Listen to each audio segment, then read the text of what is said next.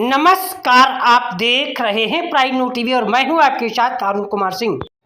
आपको बताते चले, तहसील लहरपुर के तंबौर के मोहल्ला तेलियन टोला में फ्री स्वास्थ्य कैंप का आयोजन किया गया, जिसमें प्रसाद मेडिकल कॉलेज के assistant professor doctor Moinuddin Ahmed के द्वारा कस्बे व गांव के लगभग 250 लोगों का स्वास्थ्य परीक्षण किया गया एवं मेडिसिन वितरण भी किया गया।